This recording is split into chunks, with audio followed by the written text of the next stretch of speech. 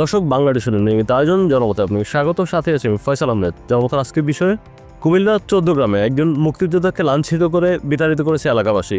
কিন্তু ঠিক কী কারণে তার অপরাধকে ধামাচাপা দিয়ে তার মুক্তিযোদ্ধাকে প্রাধান্য দিচ্ছে, এ বিষয়ে নিয়ে সাধারণ জনগণ কী ভাবছে চলুন জানা যাক।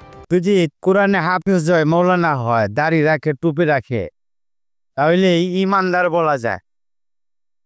ঠিক আছে, ততরূপ মুক্তিযোদ্ধাদেরকে আমরা শ্রদ্ধার দৃষ্টিতে দেখি এবং ওদের সম্মানের ভাষা বোঝানোর কোনো ক্ষমতা নাই।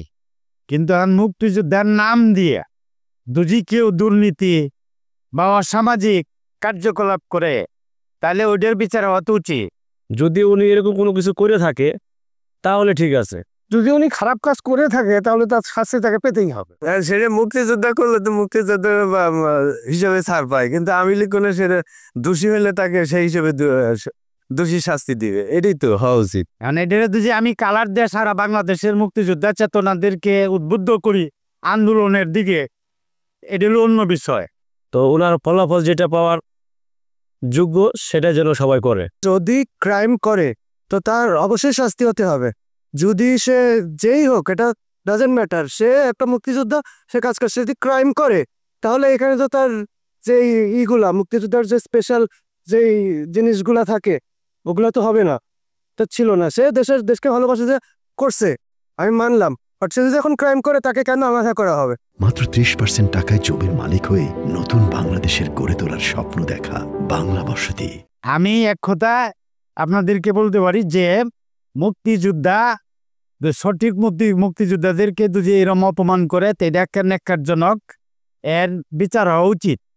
কিন্তু আর মুক্তিযোদ্ধা সার্টিফিকেট আছে ঠিকই, কিন্তু সে অকর্ম কুকর্ম জড়িত থাকে, তাহলে তার বিচার কি হবে না?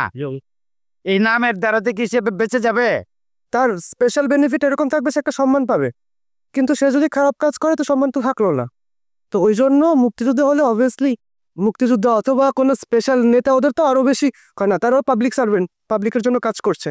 এখন সে যদি ক্রাইম করে, এটা তো তার কাজের জিনিসটা, তার কাজের যে তার দায়িত্ব, ওইটার গাফলতি করা হলো, কারণ তার তো ক্রাইম করার কথা না। আর ক্রাইমের ক্ষেত্রে শাস্তি যেটা সবার জন্য সমান হয়, তার স্পেশাল কোনো কিছু পাওয়ার কথা না।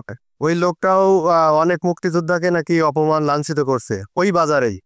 হ্যাঁ, এবং ওনারই চাচাতো ভাই, ওনারই যারা সহযোদ্ধা ছিলেন, অনেকে লাঞ্ছিত অপমানিত, উনি হিউজ পরিমাণ এগুলো করছেন। উনিও নাকি গ্রামে একটু প্রভাব খাটায়, যেগুলো আনইথিক্যাল, ইলজিক্যাল, তো এই ধরনের। এটাও তো ঠিক না, ওনার মধ্যে একজন সিনিয়র মানুষের কাছ থেকে এটা আমি আশা করি না।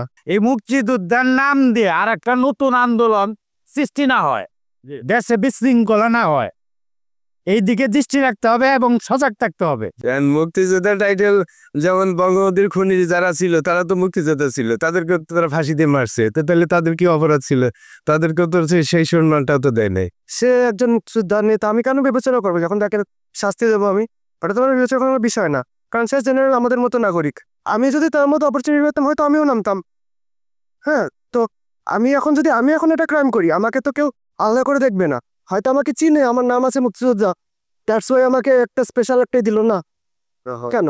এটা হওয়া উচিত না কখনোই। আমি চাইবো যথাযথ বিচারক, এবং নট অনলি উনি মুক্তিযোদ্ধা, একজন সাধারণ মানুষের ক্ষেত্রে হলেও যে বিচারটা উনি যেটা পাবে, একজন সাধারণ মানুষের জন্য সেটা পায়। না হলে যে ছাত্রদের আন্দোলন করলো, তো তাহলে আর লাভ কি? তো আমি চাচ্ছি প্রতিটা অন্যায়ের জন্য বিচার হয়। মুক্তিযোদ্ধার সম্মান আছে, যে মুক্তিযোদ্ধা তার উচিত যে তার সম্মানটা কিভাবে বজায় থাকে ওই জিনিসটা তার ফলো করা।